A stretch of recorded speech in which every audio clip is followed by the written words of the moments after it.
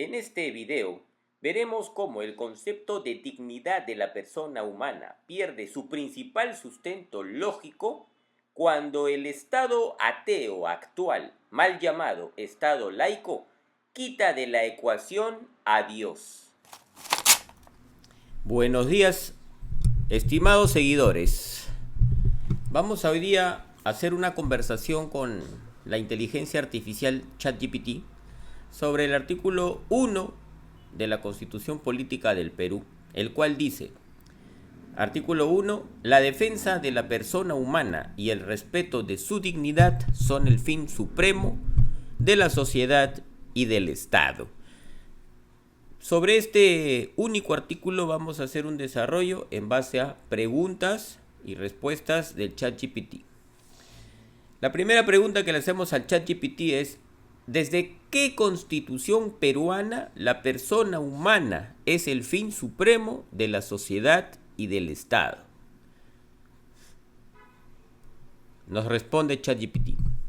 La idea de que la persona humana es el fin supremo de la sociedad y del Estado no es exclusiva de la Constitución peruana actual, 1993, sino que también aparece en la Constitución peruana de 1979. En ambas cartas fundamentales del Perú se recoge este principio de personalismo jurídico. Constitución Política del Perú de 1979. El artículo primero establecía expresamente que la persona humana es el fin supremo de la sociedad y del Estado, y ordenaba que todos respeten y protejan esa persona. Constitución Política del Perú de 1993.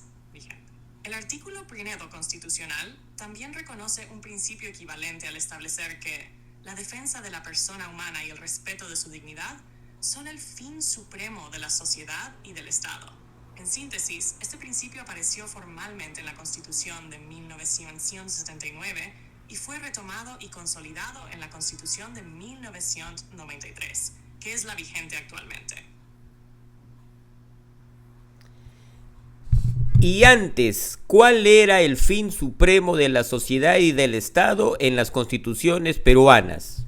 Antes de que la persona humana fuera reconocida como el fin supremo de la sociedad y del Estado, como se consagró explícitamente en la Constitución de 1969, las constituciones peruanas anteriores no contenían esa misma fórmula ni ese mismo enfoque personalista en sus artículos iniciales.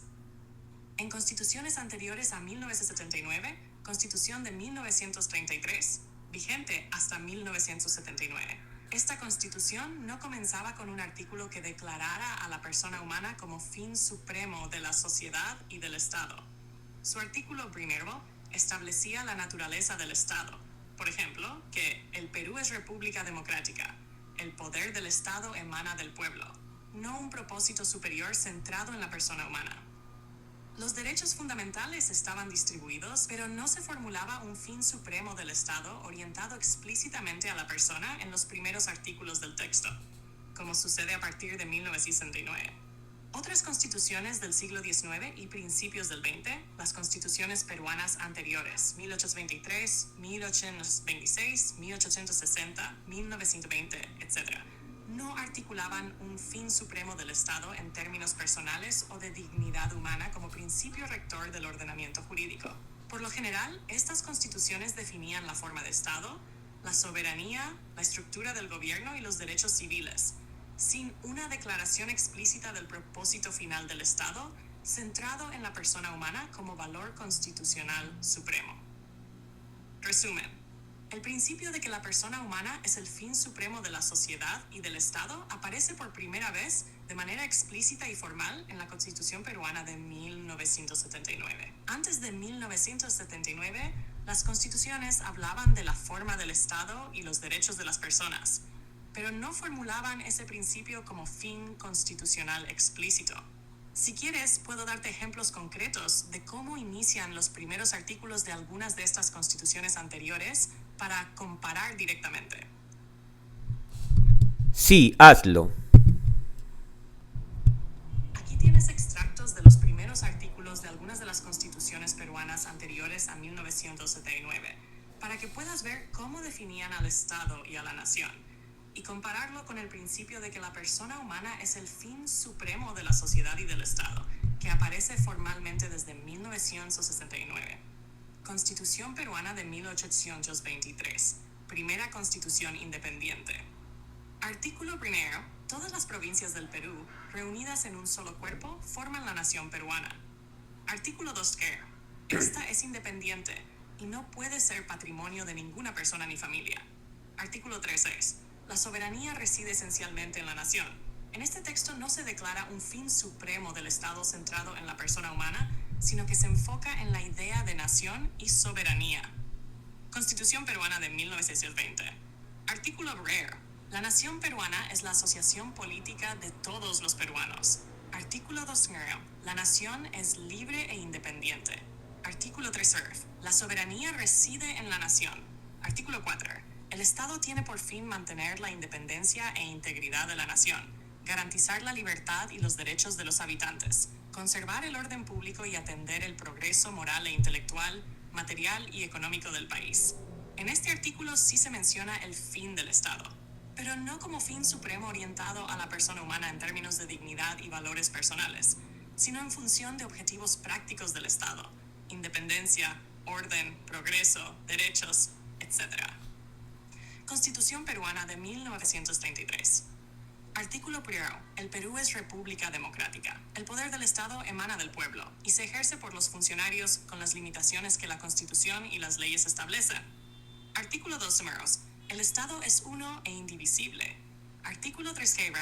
El territorio del Estado es inalienable. Y así sigue con temas de nacionalidad, garantías, etc. Aquí también no hay una declaración de que la persona humana sea el fin último del Estado y la sociedad, sino definiciones del tipo de Estado y organización constitucional. Comparación con textos posteriores. Constitución de 1969. Por primera vez incorpora explícitamente que la persona humana es el fin supremo de la sociedad y del Estado. Constitución de 1993. Mantiene esta idea en términos de la persona humana y respeto de su dignidad como fin supremo. Resumen. Constitución. Primer artículo establece propósito del Estado, fin supremo orientado a la persona humana. 1823, sí. Define nación y soberanía. No. 1920. Sí. Define propósito del Estado. Sí. Define tipo de Estado. No. 1979. Sí. Declara a la persona humana como fin supremo. Sí. Reafirma fin supremo en términos de dignidad humana. Si quieres, puedo darte una breve explicación doctrinal de por qué a partir de 1979 se incorporó ese enfoque personalista en el constitucionalismo peruano.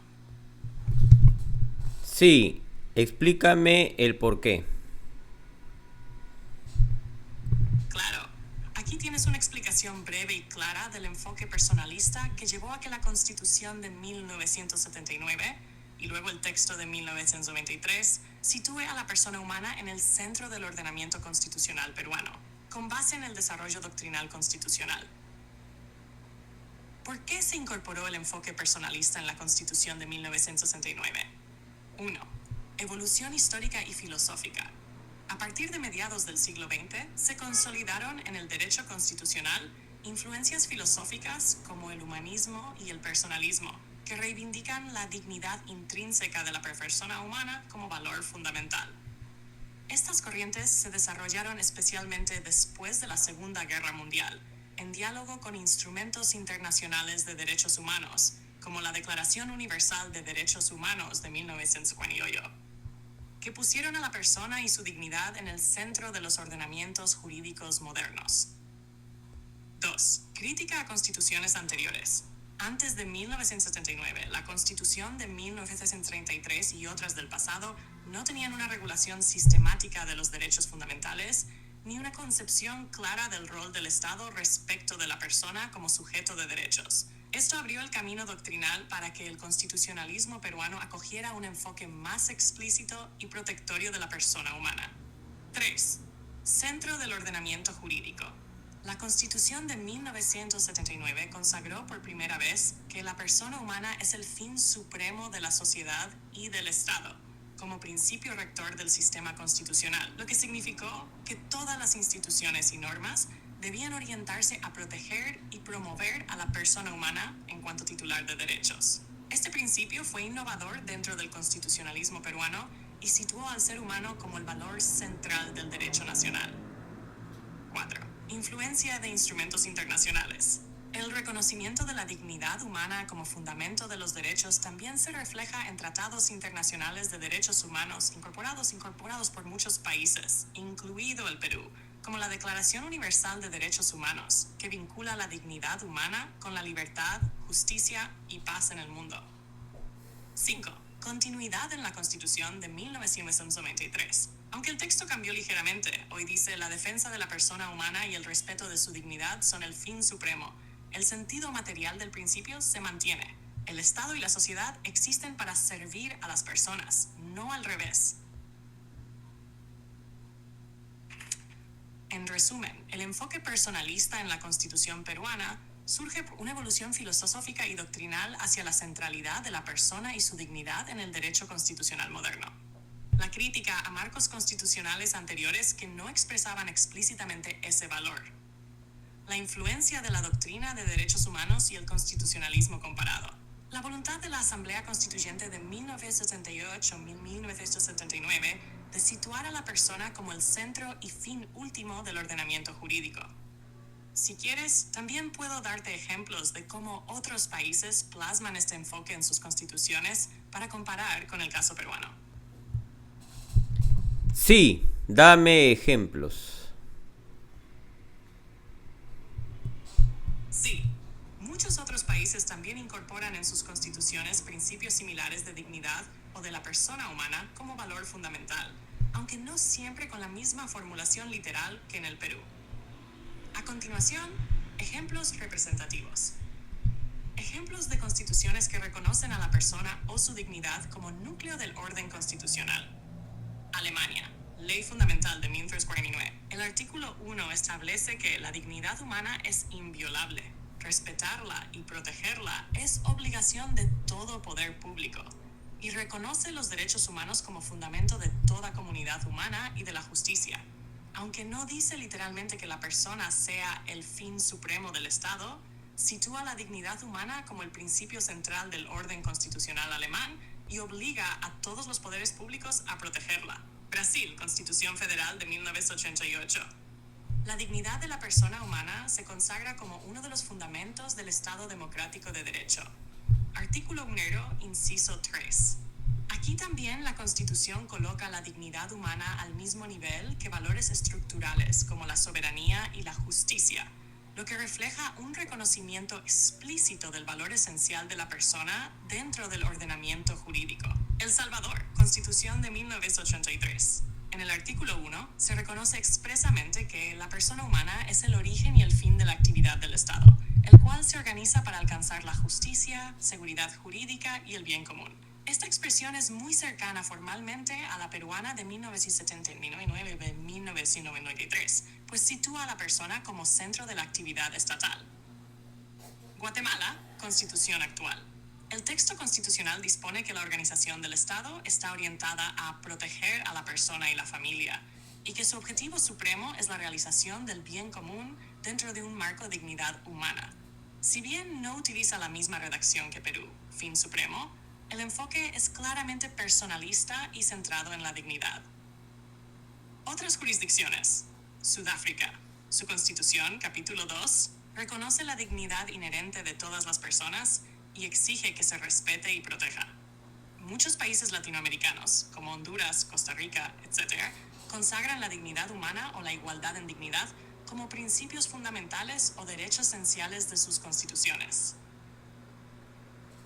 Sobre estas diferencias, no todas las constituciones dicen literalmente que la persona humana es el fin supremo del Estado y de la sociedad, como lo hace la Constitución peruana, o lo hacía la de 1979, o como lo hace la salvadoreña.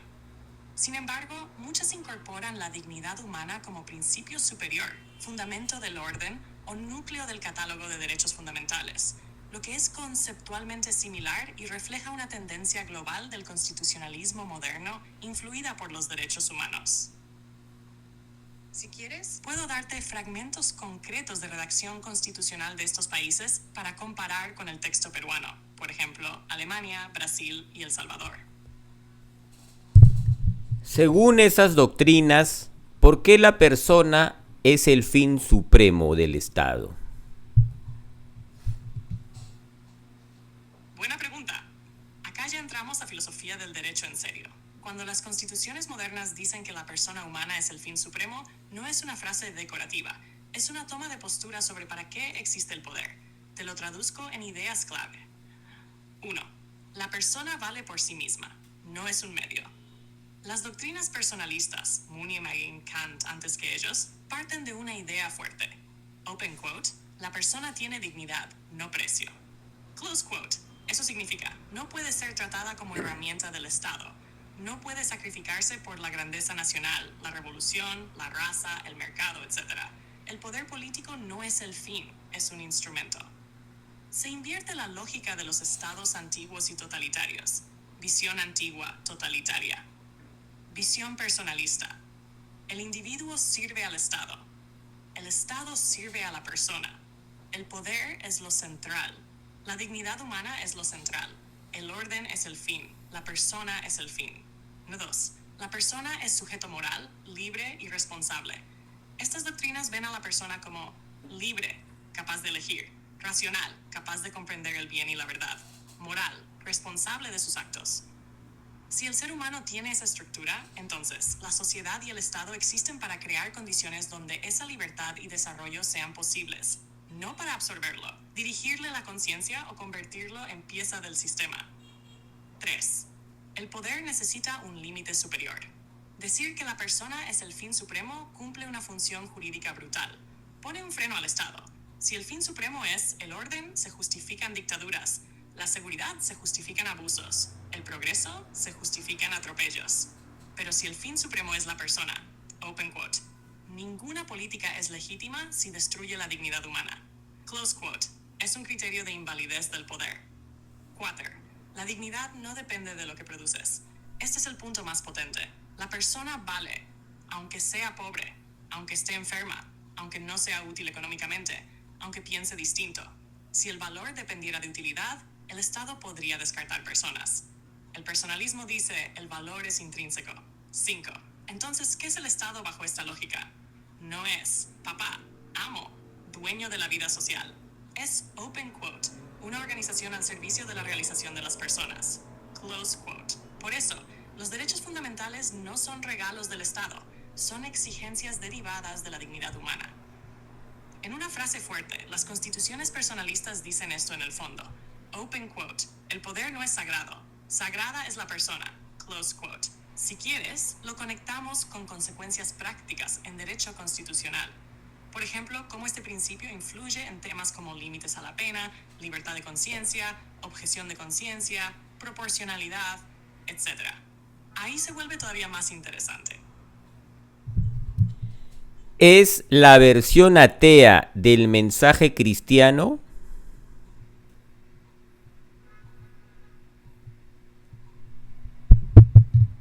Preguntón fino te mandaste ahí. Me gusta. Respuesta corta. Sí, pero también no.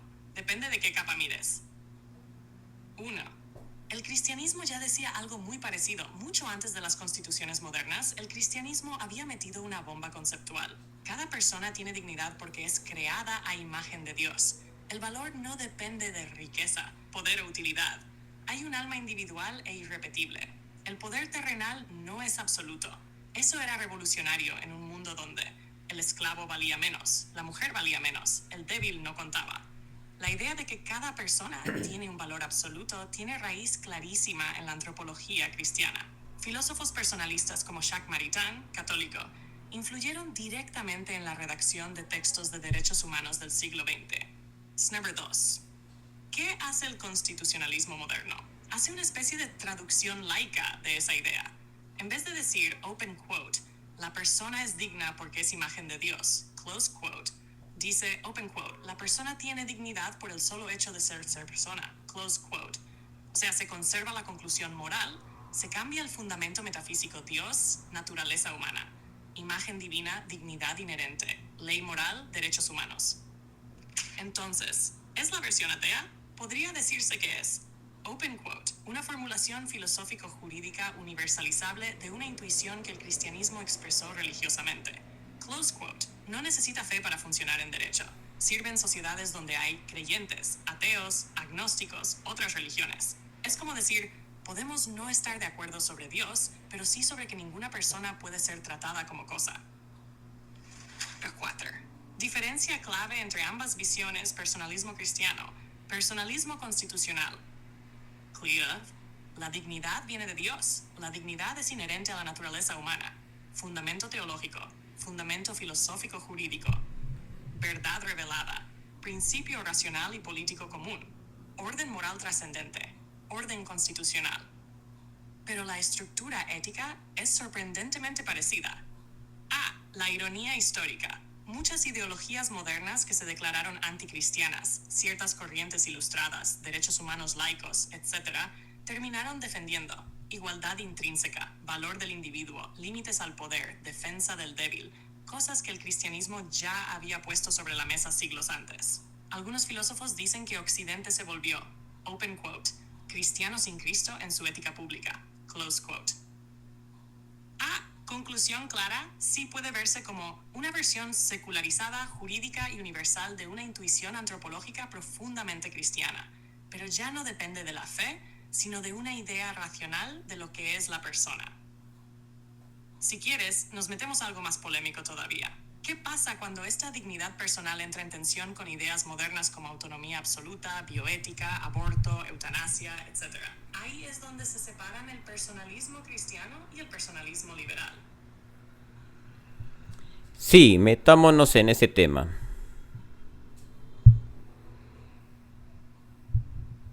Buenísimo. Acá es donde la cosa se pone filosófica, jurídica y explosiva a la vez. Porque hasta ahora todos aplauden la frase dignidad humana. El lío empieza cuando preguntamos, open quote, ¿qué exige concretamente esa dignidad? Close quote. Ahí el camino cristiano y el liberal se separan.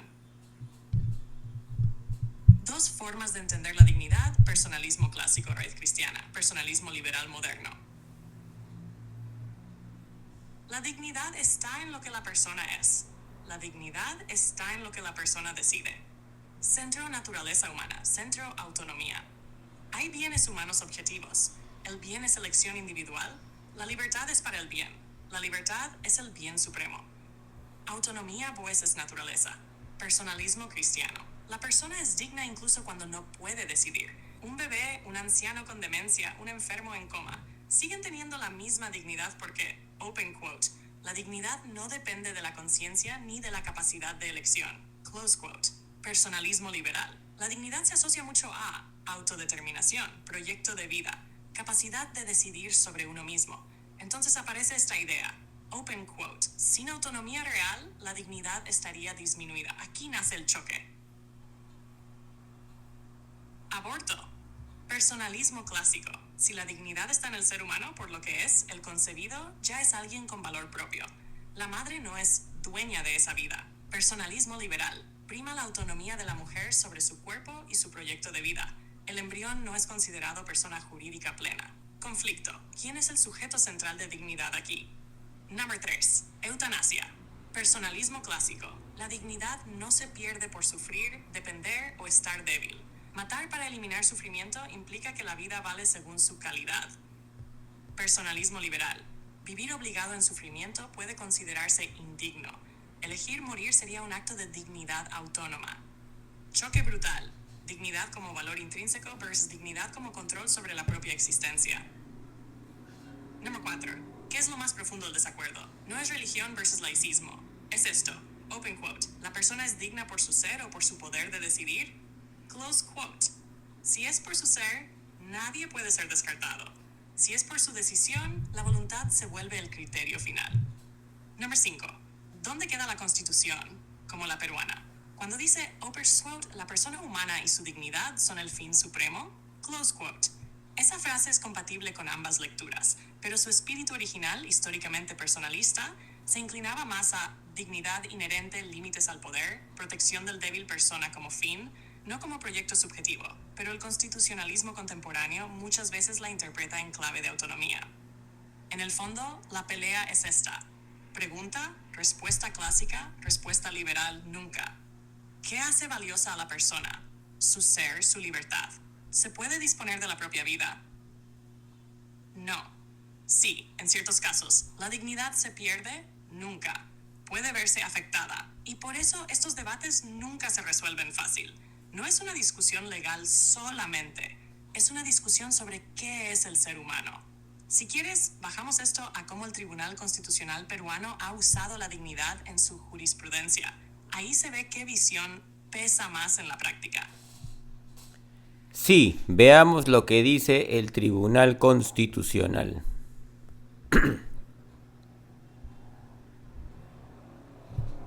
Sí, el Tribunal Constitucional del Perú ha desarrollado una jurisprudencia muy sólida sobre el principio de dignidad humana establecido en el artículo 1 de la Constitución, que ayuda a ver cómo ese principio no es meramente retórico, sino orientador de toda la interpretación constitucional. Aquí van las principales ideas jurisprudenciales relevantes. 1. La dignidad es el fundamento del orden constitucional. El TC ha dicho que la dignidad humana es el prius lógico y axiológico del sistema constitucional. Es decir, es el fundamento ontológico de los derechos fundamentales. Es el valor supremo del ordenamiento jurídico. Es la base desde la cual se deben interpretar todas las normas y derechos en la Constitución. Esto significa que no es un eslogan. Condiciona toda interpretación y aplicación del derecho. La persona no puede ser tratada como medio. Una idea clave que repite el TC es, open quote, la persona debe ser tratada como fin en sí misma y no como un mero medio para lograr otros fines. Ese principio prohíbe instrumentalizar a las personas, es decir, close quote, que el Estado las use como herramienta para algo diferente de su dignidad, que se justifiquen medidas que las cosifiquen o las reduzcan a un recurso utilitarista. Esto tiene efectos en varios ámbitos: políticas públicas, sanciones, procedimientos, etc. 3. La dignidad impulsa el contenido y alcance de los derechos. El tribunal también ha dicho que la dignidad es presupuesto ontológico de los derechos fundamentales. Es su motor o fuente directa. Orienta la interpretación y la protección de esos derechos, incluso cuando surgen de tratados internacionales. Esto implica que los derechos no derivan solo de textos legales, sino de la dignidad como valor primero del sistema constitucional. 4. La dignidad protege la vida y otros derechos esenciales. En diversas sentencias, el TC ha aplicado este principio a situaciones concretas. Por ejemplo, ha señalado que los delitos de lesa humanidad no pueden prescribir, precisamente porque la dignidad exige justicia efectiva y no impunidad. También ha observado que el respeto a la dignidad implica proteger derechos como la verdad y la memoria de las víctimas, porque su desconocimiento afecta profundamente la identidad y dignidad de las personas afectadas. 5. Relación con la autonomía y el proyecto de vida. En decisiones más recientes, el TC ha interpretado que, open quote, la defensa de la persona humana implica reconocer su capacidad de libertad para construir su proyecto de vida en ejercicio de su autonomía moral. Esto muestra cómo la dignidad se articula con la autonomía personal, aunque no la reduce únicamente a autodeterminación individual, sino que la combina con el respeto integral de la persona como fin en sí misma. Close quote. En resumen, ¿cómo usa el TC la dignidad? El Tribunal Constitucional peruano ha ido de lo general a lo concreto, sosteniendo que 1. La dignidad humana es el fundamento y valor rector del ordenamiento jurídico. 2. Impide tratar a las personas como medios. 3. Da contenido y fuerza a los derechos fundamentales. 4. Sirve como parámetro para juzgar normas y actos, Estado o particulares. 5. Se articula con conceptos como libertad, identidad y autonomía moral. Si quieres, puedo darte ejemplos concretos de casos del TC donde este principio fue determinante. Por ejemplo, pena de muerte, eutanasia, identidad de género, derechos de víctimas, etc. ¿Quieres que te enumere esos casos con un breve resumen? Sí, veamos casos concretos. Aquí tienes algunos casos concretos del Tribunal Constitucional del Perú, donde el principio de dignidad humana fue determinante para resolver controversias constitucionales y dar contenido real al artículo 1 de la Constitución. #no. Derecho a la verdad como expresión de la dignidad humana. En el expediente de 488-2002 HCCTC, el TC sostuvo que el derecho a la verdad, por ejemplo, en casos de desapariciones forzadas o de desconocimiento del destino de víctimas, se deriva del principio de dignidad humana y que el desconocimiento de lo que ocurrió con una persona desaparecida puede afectarla profundamente a ella o a sus familiares en su dignidad y conciencia. Importancia. Reconoce que no solo la vida o la libertad son derechos, sino también el conocimiento de la verdad sobre hechos injustos como parte de la dignidad. Impedir la prescripción de delitos de lesa humanidad.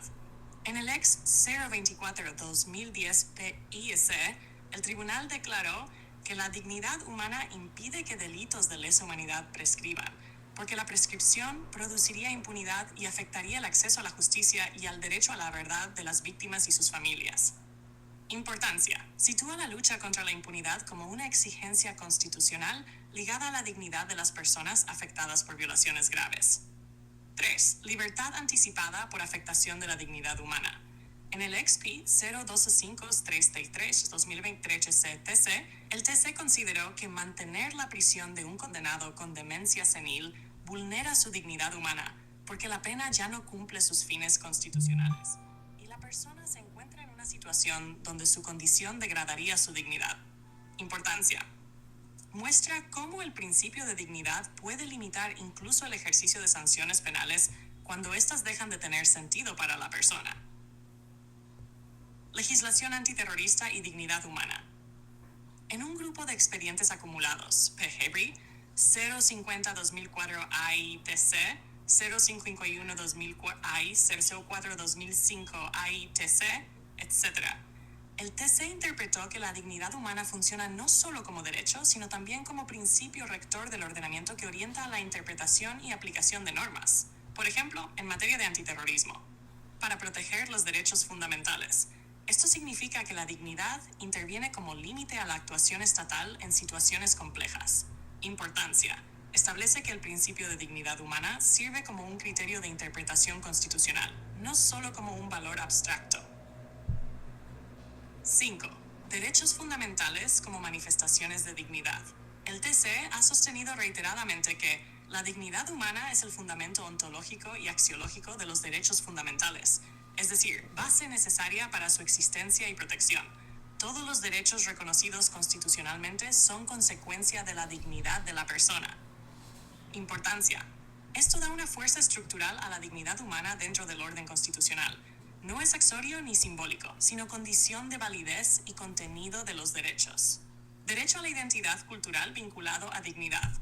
En otra sentencia, Expero 208-2012 TC, el tribunal vinculó la dignidad humana con el derecho a la identidad cultural de pueblos indígenas, señalando que respetar esa identidad es una manifestación directa del principio de dignidad humana. Importancia. Amplía el impacto de la dignidad a derechos colectivos y culturales, no solo individuales. Resumen de cómo opera la dignidad en la práctica. Área del derecho. Ejemplo de caso. ¿Qué hace la dignidad? Derechos de víctimas. Derecho a la verdad. Hecho a la 22. Obliga al Estado a garantizar información y reconocimiento moral. Justicia penal. No prescripción de delitos graves, evita impunidad que degrada la dignidad de las víctimas. Ejecución penal. Libertad anticipada por salud mental. Reconoce dignidad incluso de personas condenadas. Interpretación normativa. Legislación antiterrorista. Limita el poder estatal para proteger la dignidad. Derechos colectivos. Identidad cultural indígena. Integra la dignidad en derechos sociales y culturales. Si quieres, puedo darte fragmentos de textos concretos de las sentencias para que veas cómo el TC redacta sus argumentos sobre dignidad humana en cada caso. ¿Quieres eso? Si le quitamos el cristianismo al concepto de dignidad humana, se permite que el concepto sea maleable como plastilina. Por un lado, se decanta en la piedad como en la sentencia de los presos ancianos.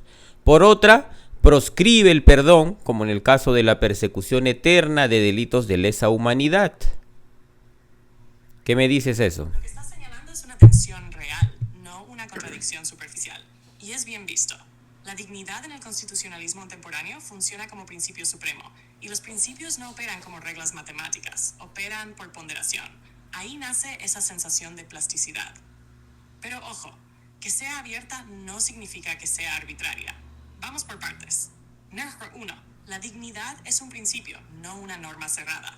Una regla dice, si pasa A, ocurre B. Un principio dice, esto debe realizarse en la mayor medida posible. La dignidad es de este segundo tipo.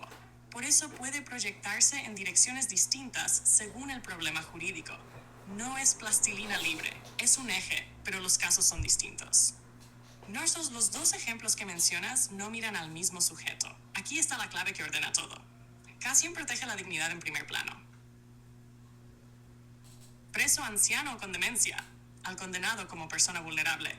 Delitos de lesa humanidad, a las víctimas y a la humanidad. La dignidad no protege solo al imputado, protege también a las víctimas, sus familiares, la memoria, la condición humana frente al horror. En crímenes de lesa humanidad, el TC y el derecho internacional dicen, open quote, la impunidad también es una forma de degradar la dignidad humana, close quote. Entonces, no es anti-perdón, es contra la impunidad jurídica, no necesariamente contra el perdón moral o personal. Número 3. Misericordia versus justicia, tensión antigua. Esto que ves no es un problema post-cristiano, es un problema tan cristiano como el Evangelio. Misericordia hacia el pecador, justicia hacia el inocente, responsabilidad por el mal cometido. La tradición cristiana nunca dijo, open quote, toda culpa desaparece por compasión, close quote. Dijo, open quote, hay dignidad en el culpable, pero también hay justicia debida a la víctima, close quote. 4. ¿Por qué parece más inestable sin fundamento religioso? Buena intuición tuya. Cuando la dignidad se fundamenta en imagen de Dios, ley moral objetiva, hay un anclaje metafísico fuerte. En el marco laico, se fundamenta en naturaleza humana, racionalidad, consenso constitucional. Eso es más discutible filosóficamente. Entonces los tribunales hacen más trabajo interpretativo. Pero incluso así, hay límites estructurales. Prohibición de cosificar. Valor intrínseco de toda persona, proporcionalidad, prohibición de tratos degradantes. No es lo que el juez sienta. 5. Lo que en realidad estás detectando. No es que la dignidad sea plastilina, es que, open quote, la dignidad es de todos, incluso cuando sus intereses chocan, close quote. Y el derecho constitucional moderno intenta resolver dignidad del culpable versus dignidad de la víctima versus dignidad de la sociedad. Eso obliga a ponderar, no a aplicar una fórmula automática. En síntesis, fuerte, tu observación muestra algo profundo. La dignidad no es un principio cómodo, no siempre produce resultados compasivos. A veces exige clemencia, a veces exige responsabilidad sin impunidad. No es piedad pura ni castigo puro. Es el intento de que nadie, ni víctima ni victimario, sea reducido a cosa. Si quieres, entramos al punto más delicado todavía. La dignidad permite el perdón estatal, indultos, amnistías, en delitos gravísimos, o ahí hay un límite absoluto. Ahí la discusión es durísima incluso entre constitucionalistas. Exacto, contraponiendo los ejemplos que tomé, un anciano de 85 años con cáncer puede cometer un delito de lesa humanidad y lograr un indulto. Gran pregunta. Y acá ya no estamos en filosofía, sino en derecho constitucional más derecho internacional duro. La respuesta corta es, open quote, sí puede recibir un indulto, pero no cualquier indulto es válido. En delitos de lesa humanidad, el indulto tiene límites muy estrictos. Close quote. Vamos por capas. 1. Los delitos de lesa humanidad no son delitos normales. Estos delitos, tortura sistemática, desapariciones forzadas, ejecuciones, etc., tienen un estatus especial porque ofenden a las víctimas, ofenden a la humanidad entera, comprometen obligaciones internacionales del Estado. Por eso existe el principio de, open quote, prohibición de impunidad, close quote. El Estado no puede usar el indulto como una forma de borrar la responsabilidad. 2. ¿Y qué pasa con la dignidad del condenado anciano y enfermo? Aquí entra el otro lado, un preso de 85 años con enfermedad grave. Por ejemplo, cáncer terminal, con deterioro severo sigue siendo persona con dignidad. El Estado no puede imponer penas que se vuelvan inútiles, crueles, inhumanas, meramente vengativas. Entonces el derecho admite medidas humanitarias, pero no bajo cualquier forma. Número 3. Lo que no es válido un indulto que, anule la condena como si no hubiera existido, impida investigar, impida juzgar, impida conocer la verdad, niegue reparación a víctimas. Viola obligaciones internacionales, puede ser declarado inválido por tribunales nacionales o internacionales, porque ahí se sacrifica totalmente la dignidad de las víctimas. Number 4. Lo que sí puede ser constitucionalmente defendible. Lo que se admite en el derecho comparado y en estándares internacionales es algo así. La condena sigue existiendo, la responsabilidad penal está establecida, no hay negación de los hechos. Las víctimas conservan su derecho a la verdad y reparación. Pero por razones humanitarias, se suspende o extingue la ejecución de la pena por enfermedad grave, incapacidad, fase terminal, etc. O sea, open quote, no se perdona el crimen. Se atenúa el castigo por la condición humana actual del condenado. Close quote. La diferencia es enorme. 5. ¿Qué principio está operando aquí? No es compasión sentimental, es esto. Principio, función. Dignidad de las víctimas. Exige verdad, justicia, no impunidad. Dignidad del condenado. Prohíbe tratos crueles, inútiles o degradantes. Proporcionalidad. La pena no puede convertirse en sufrimiento sin sentido. El punto es que, open quote, la pena no puede transformarse en una forma de degradación humana, ni siquiera para quien cometió atrocidades. Close quote. Number 6. Entonces, respondiendo directo, ¿puede un anciano con cáncer condenado por lesa humanidad recibir indulto? Sí, pero solo si el indulto es estrictamente humanitario y no borra la responsabilidad ni los derechos de las víctimas. Si el indulto equivale a impunidad, es inconstitucional e incompatible con el derecho internacional. Si es una medida humanitaria sobre la ejecución de la pena, puede ser jurídicamente defendible. En el fondo, aquí se ve clarísimo que la dignidad no desaparece por ser criminal, pero tampoco desaparecen las víctimas. El derecho intenta una cosa dificilísima, open quote, no permitir que el horror del delito nos autorice a deshumanizar al culpable, sin por eso traicionar a las víctimas, close quote. Ese equilibrio es uno de los puntos más tensos del constitucionalismo moderno. Si quieres, podemos ver cómo este debate se ha resuelto en casos concretos, Perú, Corte IDH, Europa, porque ahí se ve hasta dónde llega realmente la humanidad del derecho. Entonces, cuando un delincuente es considerado monstruo, sigue siendo humano a pesar del daño causado y la sociedad debe respetarlo, ejemplo, un genocida. Sí, y justo ahí está la prueba de que el principio es real y no decorativo. Cuando alguien comete atrocidades, la reacción emocional natural es llamarlo monstruo, pero en derecho constitucional y derechos humanos, eso es lenguaje moral, no categoría jurídica. Open quote, jurídicamente nunca deja de ser persona, close quote. Y eso no es indulgencia, es un límite al poder. Hecho 1. ¿Por qué el derecho insiste en eso? Porque si aceptas que alguien deja de ser humano, se abre la puerta a tortura, a tratos degradantes, a ejecuciones sin garantías, a castigos crueles porque se lo merece. Y en ese punto, el Estado empieza a parecerse al criminal.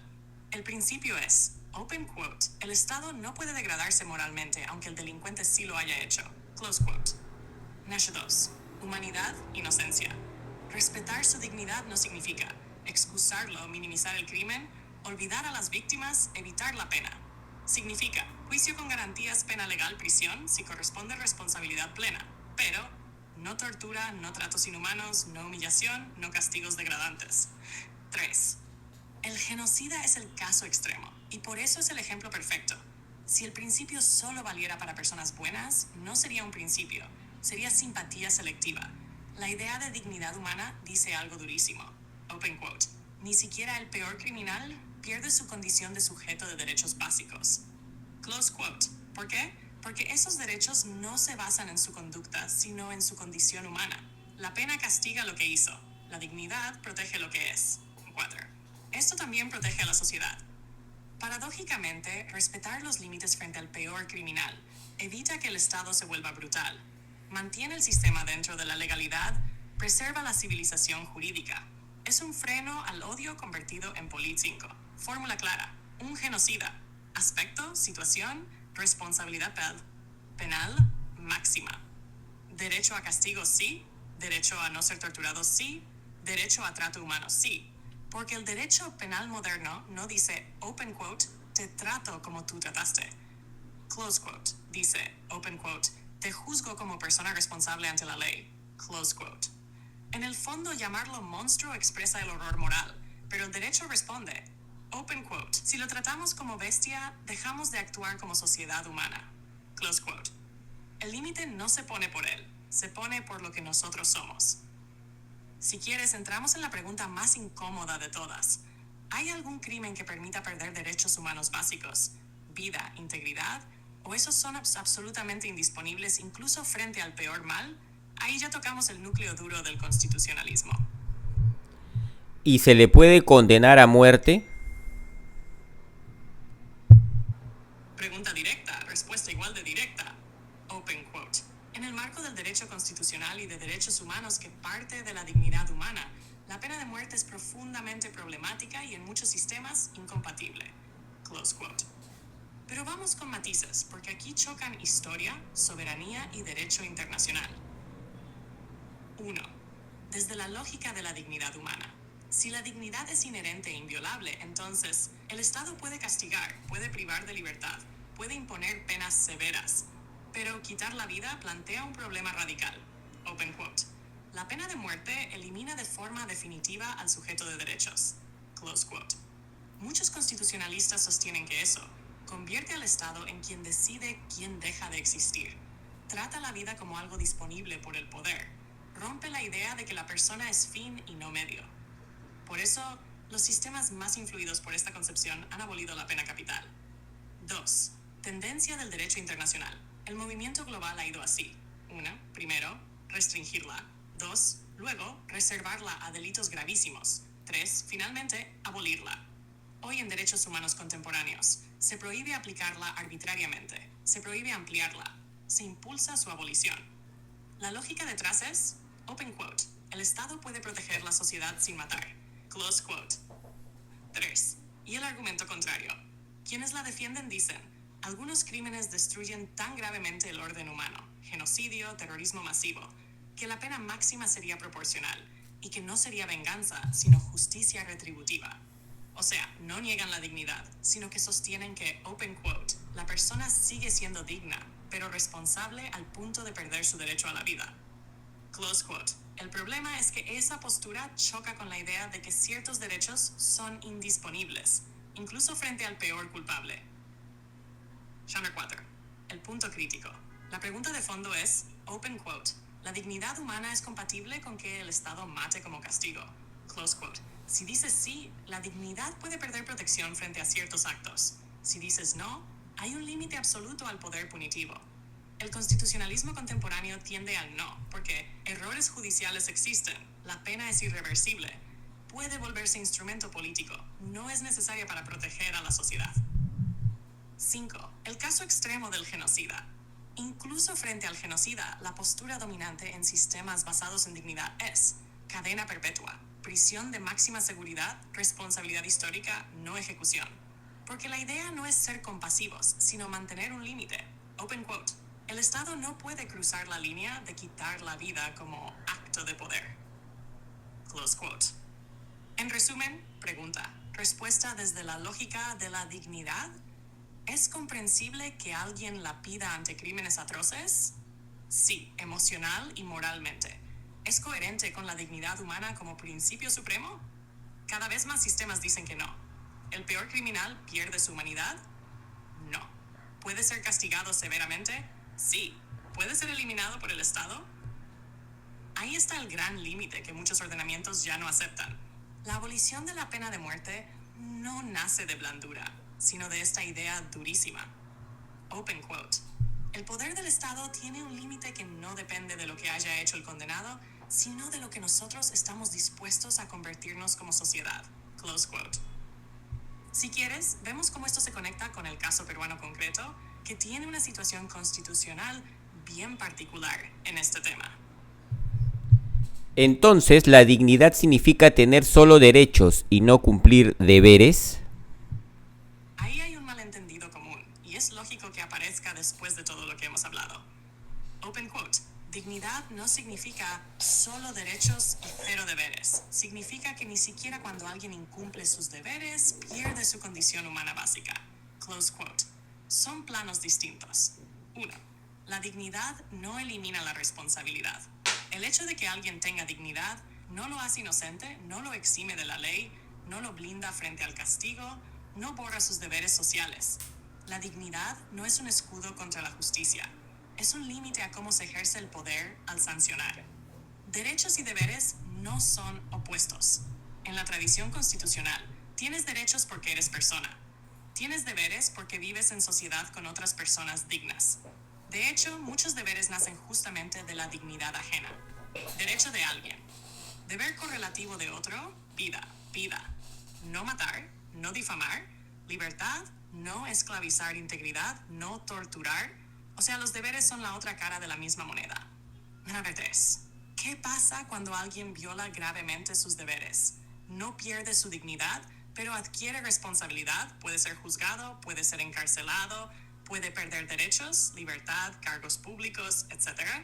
Lo que no puede perder son los derechos básicos ligados a su condición humana. No ser torturado, no ser tratado como animal, no ser ejecutado arbitrariamente, no ser desaparecido.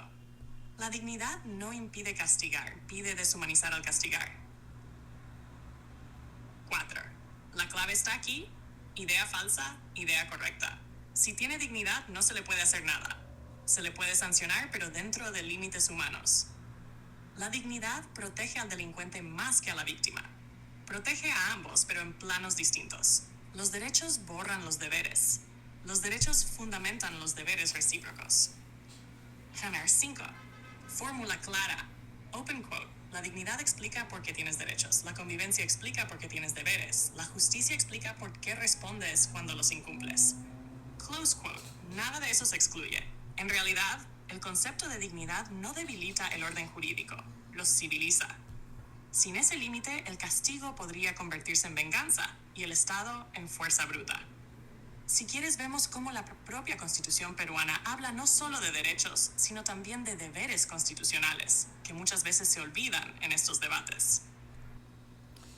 Ahora bien, como construcción teórica abstracta, la idea de la dignidad de la persona humana tiene sus defectos, porque, como bien has dicho, puede justificar el aborto y la eutanasia, mientras que protege la vida de genocidas.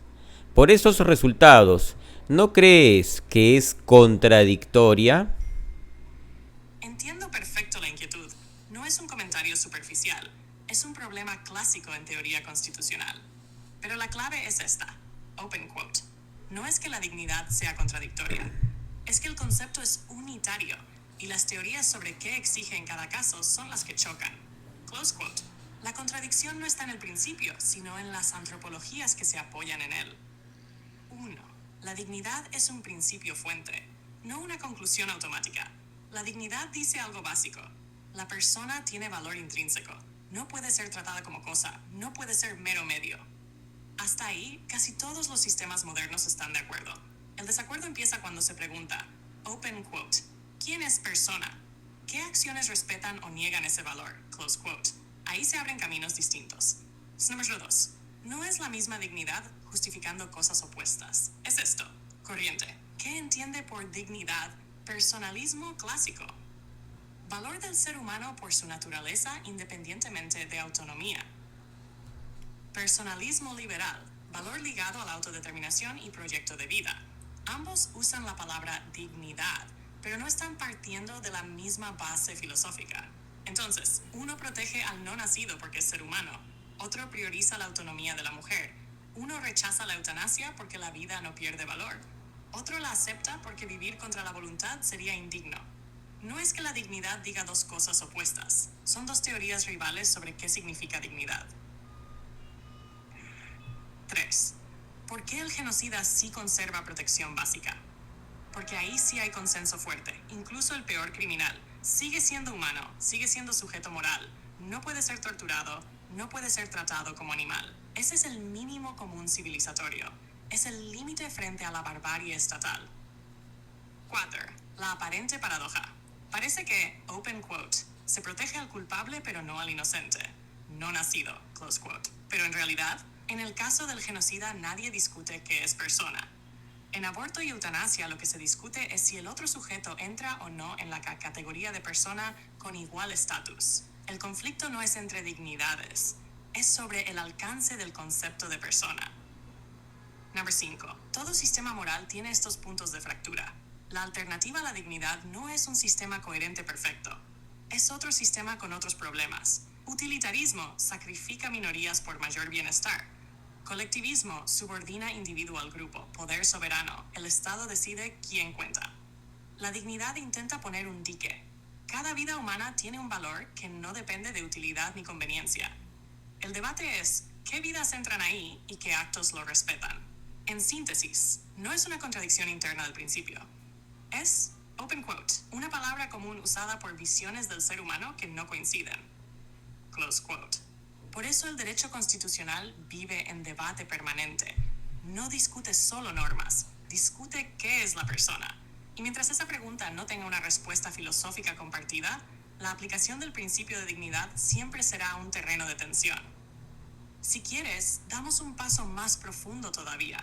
Es posible un concepto de dignidad que no dependa de autonomía ni de teología y que sea filosóficamente estable. Ahí entramos a la base ontológica del asunto. Buena pregunta, pero yo la modifico un poco. ¿No te parece que cuando se quitó el componente Dios como premisa lógica para determinar la dignidad de todos los humanos, se perdió una premisa lógica importante para evitar incoherencias? Esa es una objeción de peso, y está bien formulada. No es nostalgia religiosa, es un problema de fundamento filosófico. La tesis que planteas es básicamente esta, open quote, sin Dios, la dignidad queda sin anclaje ontológico fuerte y se vuelve dependiente de criterios variables, close quote. Y sí, muchos pensadores coincidirían en que ahí se debilitó el cimiento, pero veamos con cuidado. 1. Lo que daba el fundamento teísta. En la visión clásica judeocristiana, el ser humano vale por ser imagen de Dios. Su valor no depende de edad, salud, utilidad, conciencia, autonomía. La dignidad es intrínseca, estable y no graduable. Es un fundamento potente porque no depende del consenso, no depende de capacidades, no depende del Estado, no depende de la voluntad. Es un dato metafísico, no político. Número 2. ¿Qué pasa cuando se quita esa premisa? La modernidad intenta conservar la conclusión. Todos tienen dignidad sin la base teológica. Entonces busca otros fundamentos. Sustituto. Problema que aparece. Autonomía. Excluye no nacidos, comatosos, discapacitados severos. Conciencia. ¿Desde cuándo? Grados. Capacidad de sufrir. También la tienen animales. Consenso social. La mayoría define quién cuenta. Proyecto de vida subjetivo y variable. El resultado, la dignidad deja de ser un dato y se vuelve un concepto justificable según criterios funcionales. Ahí aparece la maleabilidad que señalas. 3. ¿Se vuelve incoherente el sistema? Desde el punto de vista lógico estricto, sí, se vuelve más frágil, porque intenta sostener una afirmación absoluta. Open quote, todo ser humano tiene valor inviolable, close quote, pero con fundamentos relativos o funcionales. Es como conservar el techo quitando columnas. 4.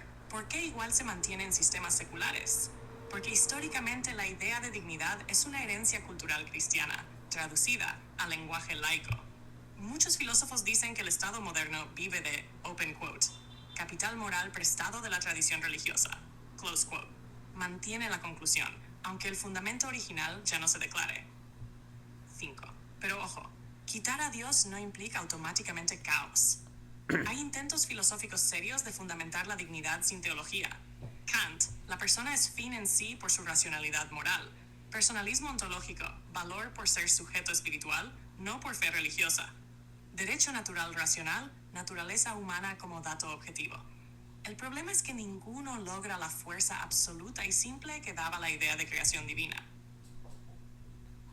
Entonces tu intuición apunta a algo real, con fundamento teísta. Sin fundamento teísta, dignidad como hecho ontológico, dignidad como construcción racional, universal sin discusión, universal pero debatido, no depende de funciones, tiende a depender de capacidades, estable, interpretativamente inestable.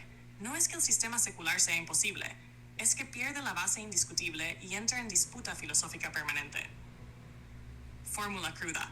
Con Dios, open quote, la dignidad se recibe, close quote. Sin Dios, open quote, la dignidad se justifica, close quote.